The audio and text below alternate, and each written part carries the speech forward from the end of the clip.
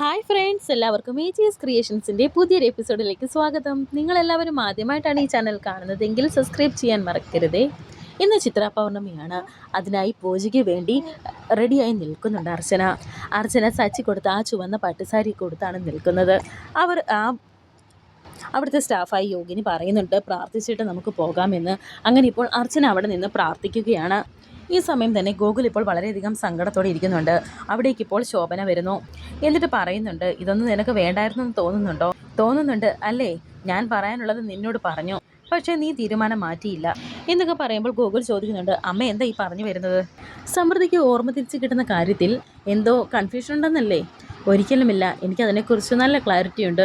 ഈ പൂജ കഴിഞ്ഞ് സമൃദ്ധിക്ക് ഓർമ്മ തിരിച്ചു കിട്ടാൻ വേണ്ടി തന്നെയാണ് ഞാൻ കാത്തിരിക്കുന്നത്. നിന്റെ കാര്യത്തിലല്ല, കുഞ്ഞിൻ്റെ കാര്യത്തിലാണ് എനിക്ക് സങ്കടമെന്ന് ശോഭന പറയുന്നു. അപ്പോഴാണ് ഗോകുൽ ഇത് പറയുന്നത്, ആ കാര്യം ഞാൻ പറയാനിരിക്കുകയായിരുന്നു. ഗൗരിമോളെ പൂജയ്ക്ക് കൊണ്ടുപോകണ്ട.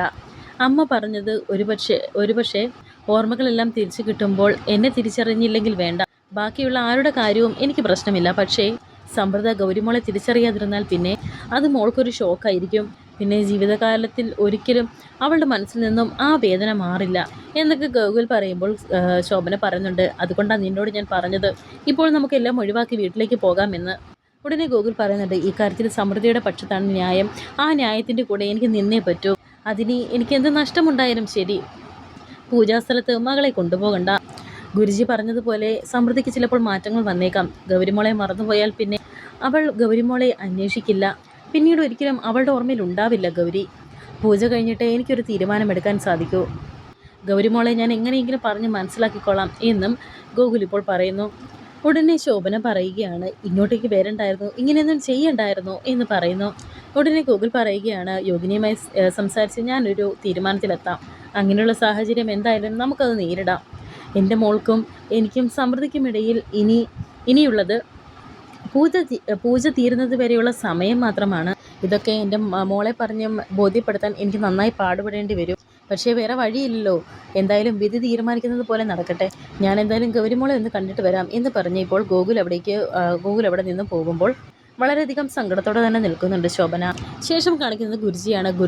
ഗുരുജി പൂജകളൊക്കെ ചെയ്തുകൊണ്ടിരിക്കുകയാണ്. സച്ചിയും അവിടെ നിന്ന് പ്രാർത്ഥിക്കുന്നുണ്ട്. ഇന്നത്തെ ദിവസം കഴിയുമ്പോൾ എൻ്റെ ജീവിതത്തിന് മാറ്റങ്ങൾ ഉണ്ടാകുമെന്ന് ഗുരുജി പറഞ്ഞിരുന്നു. എനിക്ക് മറ്റൊന്നും വേണ്ട, എനിക്ക് എൻ്റെ അർച്ചനയും മോളെയും തിരിച്ചു കിട്ടിയാൽ മതി എന്നൊക്കെയാണ് ഇപ്പോൾ സച്ചി പ്രാർത്ഥിക്കുന്നത്. ഇതേ സമയം ആരതിയും അവിടെ തന്നെ നിന്ന് പ്രാർത്ഥിക്കുന്നുണ്ട്. സച്ചിയുടെ മനസ്സിലെ പ്രാർത്ഥന എന്താണെന്ന് എനിക്കറിയാം, പക്ഷേ ഞാനൊരു പെണ്ണാണ്, എനിക്കുമുണ്ട് ആഗ്രഹങ്ങൾ. ജീവിതത്തിൽ സച്ചിയോട് തോന്നിയതുപോലെ ഒരു ഇഷ്ടം എനിക്ക് മറ്റാരോടും തോന്നിയിട്ടില്ല. അർച്ചനയും കുഞ്ഞും സച്ചിയുടെ ജീവിതത്തിലേക്ക് മടങ്ങിയെത്തിയില്ല എങ്കിൽ സച്ചിയുടെ സ്നേഹം എനിക്ക് കിട്ടാൻ അനുഗ്രഹിക്കണം. അങ്ങനെ ആരതിയിൽ നിന്ന് പ്രാർത്ഥിക്കുന്നുണ്ട്. ഇവർ രണ്ടുപേരും എന്താണ് പ്രാർത്ഥിക്കുന്നതെന്ന് ഗുരുജിക്ക് മനസ്സിലാകുന്നുണ്ട്. ഗുരുജി ഒരു പുഞ്ചിരിയോടെ അവിടെ ഇരുന്ന് പൂജ ചെയ്യുന്നുണ്ട്. അർച്ചനയും കുഞ്ഞുമില്ലാതെ എനിക്ക് മുന്നോട്ട് ഇനി ജീവിക്കാൻ സാധിക്കില്ല എന്ന് സച്ചി ഇപ്പോൾ മനസ്സിൽ പ്രാർത്ഥിക്കുന്നുണ്ട്. അർച്ചനയും കുഞ്ഞിനെയും സച്ചി കണ്ടെത്താൻ സാധിക്കുമെങ്കിൽ അർച്ചന സച്ചിക്ക് സ്വന്തമായിക്കോട്ടെ. പക്ഷേ അങ്ങനെയല്ല എങ്കിൽ സച്ചി അണിയിക്കുന്ന ഒരു താലി എൻ്റെ കഴുത്തിലുണ്ടാകണം എന്നാണ് ഇപ്പോൾ ആരതിയും പ്രാർത്ഥിക്കുന്നത്. അങ്ങനെ ഇപ്പോൾ അവർ രണ്ടുപേരും നിന്ന് പ്രാർത്ഥിക്കുന്നുണ്ട്. ശേഷം ഇപ്പോൾ ശോഭനയാണ് കാണിക്കുന്നത്. ശോഭന ഇങ്ങനെ മനസ്സിൽ വിചാരിക്കുന്നുണ്ട്, പൂജ മുടക്കാനുള്ള പദ്ധതികൾ ഇതുവരെ ഒന്നും നടന്നില്ലല്ലോ, അവധിക്ക് കാണുന്നില്ലല്ലോ. ദൈവമേ, എങ്ങനെയെങ്കിലും ഇതൊന്ന് മുടക്കി തരണേ എന്നൊക്കെ ഇങ്ങനെ മനസ്സിൽ വിചാരിക്കുകയാണ് ശോഭന. ഈ സമയം തന്നെ ഗോകുലിനോട് ഗൗരിമോൾ ഇപ്പോൾ ചോദിക്കുന്നുണ്ട്, അമ്മ എപ്പോൾ വരുമെന്ന്. അമ്മ ഇപ്പോൾ വരും എന്ന് ഗോകുൽ പറയുമ്പോൾ നമുക്കെന്താ അങ്ങോട്ടേക്ക് പോകാൻ കഴിയാത്തത് എന്ന് ഗൗരി ചോദിക്കുമ്പോൾ ഗോകുൽ പറയുന്നുണ്ട്, അതിന് കുറേ ചടങ്ങുകളൊക്കെ ഉണ്ടെന്ന് ഗോകുൽ പറയുന്നു. ഇതേ സമയം ഇപ്പോൾ അർച്ചന അവിടേക്ക് വരുന്നുണ്ട്. 2-3 യോഗിനിമാർ അർച്ചനയുടെ കൂടെയുണ്ട്. അങ്ങനെ ഇപ്പോൾ അർച്ചനയെ കണ്ട് നോക്കി നിൽക്കുന്നുണ്ട് ഗൗരിയും ഗോകുലുമൊക്കെ. അങ്ങനെ ഗൗരി അപ്പോൾ പറയുന്നുണ്ട് അമ്മ എന്ന്. അങ്ങനെ ഇപ്പോൾ അർച്ചനയുടെ അടുത്തേക്ക് ഓടിപ്പോകാൻ ഗൗരി ശ്രമിക്കുന്നുണ്ട്. ഉടനെ ഗൗരിയെ പിടിച്ചു നിർത്തിക്കൊണ്ട് ഗോകുൽ പറയുന്നുണ്ട്, ഇപ്പോൾ അമ്മയുടെ അടുത്തോട്ട് ചെല്ലാനോ അമ്മയെ തൊടാനോ പാടില്ല, അമ്മ ഇപ്പോൾ പൂജയ്ക്ക് പോവുകയാണ് എന്നൊക്കെ ഇങ്ങനെ പറയുകയാണ് ഗോകുൽ. ശേഷം അർച്ചന ഇപ്പോൾ ഗൗരിയെയും ഗോകുലിനെയൊക്കെ വളരെയധികം സന്തോഷത്തോടെ ഒന്ന് നോക്കി ചിരിച്ചിട്ട് പോകുന്നുണ്ട്. അങ്ങനെ ഗോകുൽ ഇപ്പോൾ ഗൗരിയെ പൂജ കഴിയുന്നത് വരെ ഇവിടെ ഇരിക്കണം, പൂജ കഴിഞ്ഞ് അച്ഛൻ വന്ന് കൂട്ടിക്കൊണ്ട് പോകാം എന്നൊക്കെ പറഞ്ഞ് അവിടെ ഇരുത്തുന്നുണ്ട്. അതെന്താ ഞാൻ കൂടെ വന്നാൽ എന്നിങ്ങനെ ചോദിക്കുന്നുണ്ട് ഗൗരിമോള്. അപ്പോൾ ഗോകുൽ പറയുന്നുണ്ട്, മോൾക്ക് പടക്കം പേടിയില്ലേ, പൂജാ സമയത്ത് അവിടെ പടക്കങ്ങളൊക്കെ പൊട്ടിക്കും, അത് കഴിഞ്ഞ് അച്ഛൻ വന്ന് കൂട്ടിക്കൊണ്ട് പോകാം എന്ന് ഗോകുൽ പറയുന്നു. അങ്ങനെ ഇപ്പോൾ ക്ഷേത്രത്തിലേക്ക് ആ സ്വാമിനിയും യോഗിനിമാരുടെ കൂടെ വരുന്നുണ്ട് അർച്ചന. പുറകെ തന്നെ ഗോകുലും ശോഭനയും വരുന്നു. നഷ്ടപ്പെട്ടത് തിരിച്ചു കിട്ടാൻ മനസ്സൊരുക്കി പ്രാർത്ഥിച്ചോളൂ എന്നൊരു യോഗിനി ഇപ്പോൾ അർച്ചനയോട് പറയുന്നുണ്ട്. അങ്ങനെ ഇപ്പോൾ പ്രാർത്ഥിക്കുന്നുണ്ട് അർച്ചന. ഭഗവാനെ, എനിക്ക് ഇഷ്ടപ്പെട്ടത് നഷ്ടപ്പെട്ടത് എനിക്ക് ഓർമ്മകൾ മാത്രമാണോ എന്നറിയില്ല. ഇന്ന് ഞാൻ അനുഭവിക്കുന്ന ജീവിതം എനിക്ക് സന്തോഷമാണ്. എൻ്റെ മോളും ഗോകുലും അവരുടെ സ്നേഹവും എനിക്ക് പ്രിയപ്പെട്ടതാണ്. എന്നാലും എൻ്റെ ഉള്ളിലുള്ള ഓർമ്മകൾ എനിക്ക് തിരിച്ചു വേണം. നഷ്ടപ്പെട്ടു പോയ ഓർമ്മ അതെന്തായാലും എനിക്ക് തിരിച്ചു കിട്ടണമെന്നും പറയുന്നുണ്ട്. ഇവിടുന്ന് അങ്ങോട്ട് ഞാനൊരു രണ്ടാം ജന്മത്തിലേക്കാണ് കാല് വയ്ക്കുന്നത് എന്നെനിക്കറിയാം. എൻ്റെ ഓർമ്മകൾ എൻ്റെ ഉള്ളിലേക്ക് തിരിച്ചു വരാനുള്ള തടസ്സങ്ങൾ ഇല്ലാതാക്കി തരണം എന്നൊക്കെ ഇങ്ങനെ പ്രാർത്ഥിക്കുകയാണ് അർച്ചന. അങ്ങനെ ഇപ്പോൾ ആരതിയും സച്ചിയുമാണ് കാണിക്കുന്നത്. ആരതി സച്ചിയോട് പറയുന്നുണ്ട്, ഈ അർദ്ധനാരീശ്വരൻ്റെ മുന്നിൽ ആദ്യമായി പ്രാർത്ഥിക്കുന്നവർ 7 വലത്ത് വെക്കണം, അതും തിരിഞ്ഞു നോക്കാതെ എന്ന് സച്ചിയെ പറഞ്ഞേൽപ്പിക്കുന്നു. എന്നിട്ട് പറയുന്നുണ്ട്, ഞാൻ പോയി വഴിപാട് രസീത് എഴുതിച്ചിട്ട് വരാമെന്ന് പറഞ്ഞ് ആരതി പോകുന്നുണ്ട്. അങ്ങനെ ഇപ്പോൾ സച്ചി പ്രാർത്ഥിച്ച് 7 വലത്ത് വയ്ക്കാൻ ഒരുങ്ങുകയാണ്, അതും തിരിഞ്ഞു നോക്കാതെ. ഈ സമയം തന്നെ സച്ചി അങ്ങോട്ട് നോക്കി നടക്കുന്ന സമയം അർച്ചനയും ഇപ്പോൾ അവിടേക്ക് വരുന്നു.